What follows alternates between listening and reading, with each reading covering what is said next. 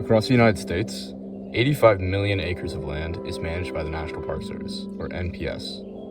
This includes 425 national parks, monuments, and other public areas.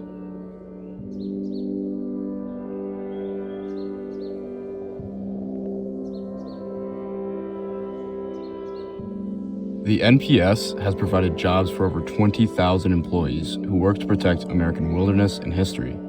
However, this wasn't always the case.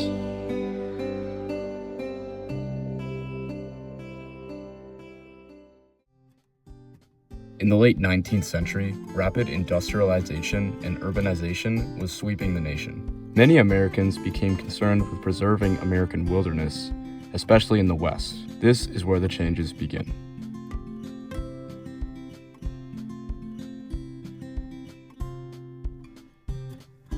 The year is 1872. Ulysses S. Grant has signed the Yellowstone National Park Protection Act. Oldest, largest, and one of our most beautiful vacation lands is Yellowstone National Park. Establishing a region of wilderness encompassing parts of Wyoming, Montana, and Idaho as the world's first national park. However, Congress did not put any money towards protecting the park. This resulted in crimes such as poaching and vandalism. The people who managed the park had their faults as well, such as when park staff set up piles of garbage for bears to eat, while tourists watched from nearby bleachers. As a result, Congress passed the Sundry Civil Bill of 1883. This bill allowed $40,000 to be used to protect the park. It also established that the Department of the Interior could deploy troops from the U.S. Army to prevent poaching and other crimes.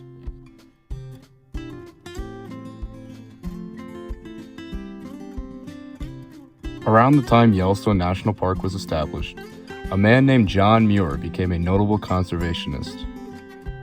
John Muir advocated for protecting wild places. He urged the federal government to further protect our forests and adopt a federal policy. Muir believed national parks and forests should be preserved entirely, disagreeing with the sustainable use ideals of Gifford Pinchot. Pinchot was also a leading figure in forest conservation, who believed wilderness could be protected while still being used for logging and other sustainable practices. In 1892, Muir helped found the Sierra Club, an environmental group named after the Sierra Nevada mountains in California. The group would later support the creation of the National Park Service. Muir influenced the government and public to support the establishing of national forest reserves. In 1903, Muir went on a camping trip with President Theodore Roosevelt in the Yosemite region. Roosevelt's contributions to conservation were largely influenced by John Muir. Many see John Muir as responsible for the creation of Yosemite and Sequoia National Parks. He also influenced the protection of the Grand Canyon and Mount Rainier.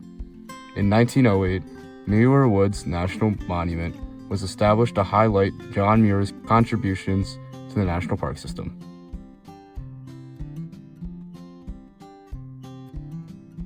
By 1910, more than 8 national parks had been established.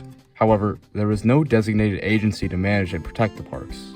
This meant they were left vulnerable to exploitation. Crime was still a problem, and in some places, companies could use parkland for commercial use. Corporations and others who abused the resources began to threaten the national parks. In 1912, President William Howard Taft wrote a letter to Congress recommending the creation of a National Park Bureau. On December 24, 1914, John Muir died of pneumonia. Muir had inspired many, including a man named Stephen Mather. Mather noticed that conservation efforts were being poorly managed after the death of John Muir. After visiting many national parks, Mather wrote a letter to the Department of the Interior complaining about the management of parks. The Secretary of the Interior replied to Mather, saying, "Dear Steve, if you don't like the way the national parks are being run, come on down to Washington and run them yourself." So Mather did.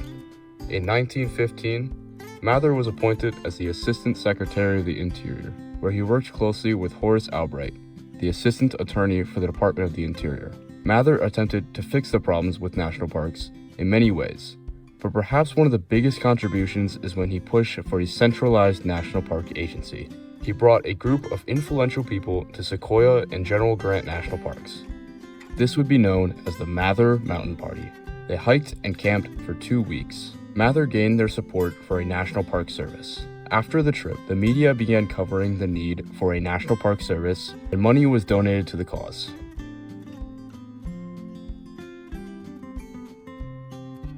Stephen Mather's efforts were successful.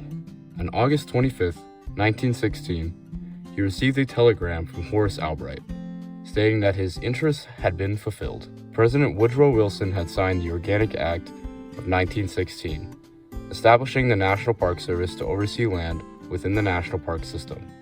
Mather was also sent the pen used by President Wilson to sign the act.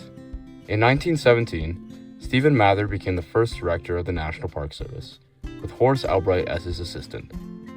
The two wished to balance preservation and tourism within the parks. This meant keeping the natural and historical areas protected while still allowing visitors to enjoy the outdoors. The National Park System began to expand, and more parks from the eastern U.S. became managed by the NPS. Many battlefields and war memorials were transferred to the NPS by the War Department, and new historic sites were created.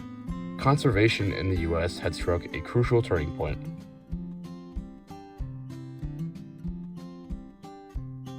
Throughout the rest of the 20th century, the National Park Service continued to be approved upon through legislation. In 1933, President Franklin D. Roosevelt's executive branch transferred all of the War Department's public land to the NPS. They also transferred all national monuments managed by the Forest Service to the NPS, and the majority of monuments created after would also go to the National Park Service. The National Park Service also gained control of parks in Washington, D.C., including the property that the White House sits on. In 1964, Congress passed the Wilderness Act. For the National Park Service, this meant certain areas in parks qualified as wilderness areas and required extra protection. The Endangered Species Act of 1973 required federal agencies like the National Park Service to ensure the protection of endangered species. By 1999, there were already hundreds of units in the National Park system.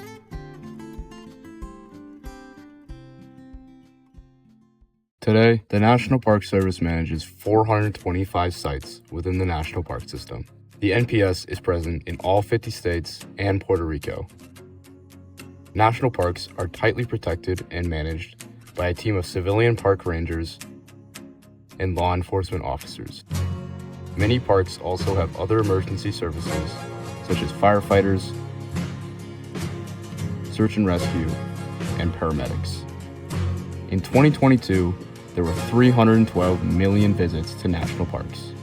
Since 1904, an estimated 15.7 billion people have enjoyed our national park system.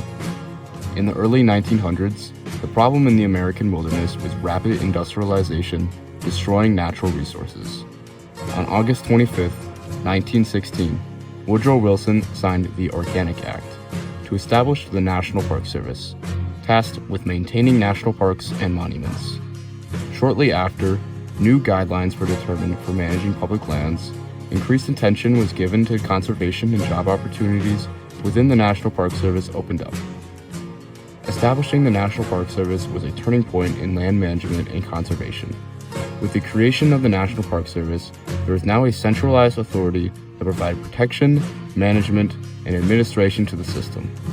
This changed history because natural, historical, and cultural sites across the country will continue to be preserved by the National Park Service for future generations.